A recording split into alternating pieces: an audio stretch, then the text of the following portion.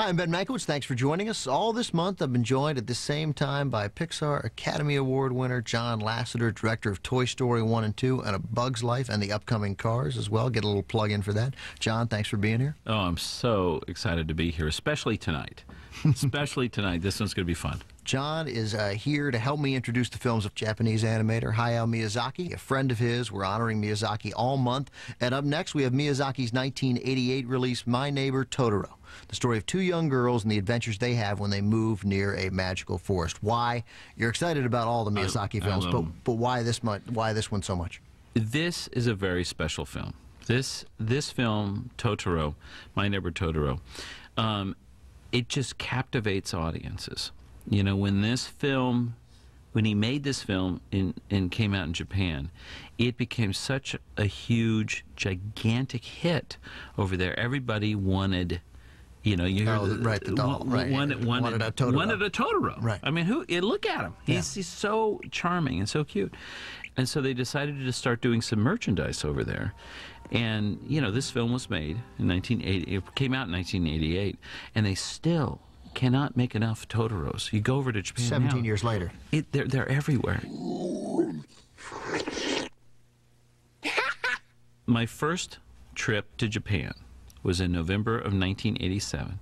I visited Studio Ghibli, and he was making Totoro at the time, and I was so excited to see this, and he took me around and was showing me the storyboards of the two girls, and storyboards that he drew himself from start to finish. Yeah, absolutely, and it was just beautiful, and I'll never forget him taking me over to the area where they were doing the background paintings.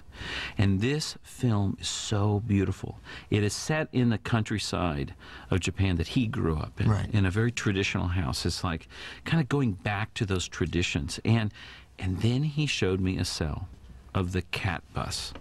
And I never forget the twinkle in his eye. And he was explaining to me this a bus that's a cat and how they ride in it. And it's like, I've never seen anything like that. One of the things that I learned when I was a young animation student, my mentors were Frank Thomas and Ollie Johnson, two of the great Disney animators. They always talked about great animation. You want to make the animation look like the character is thinking, that all the movements of the characters generated by the character's own thought process. And one of the things is oftentimes to show personality, you show that no two people, like you and I, would not do the same action the same way. Right. And in the beginning of this, you see May, the little girl, and her sister running around the house. And they're doing the same thing, but you can see how vastly different they are. The toilet. And it says right away what the age of each character, only, and not by what they're saying, but by the actions. And that's what's so remarkable about his films, his stories, but his characters. His sense of character is so remarkable. And this film is amazing, you know, because it's the magic in this film, the personality, the characters, and you really care, you know, because their mother is sick and dying. And you know, I think you know, his mother was quite sick when he was young. For most of his life, yeah. And I think this is where it comes from, and it's a very special film. Well, let's have a look. From 1988, the Japanese language version of Hayao Miyazaki's My Neighbor Totoro.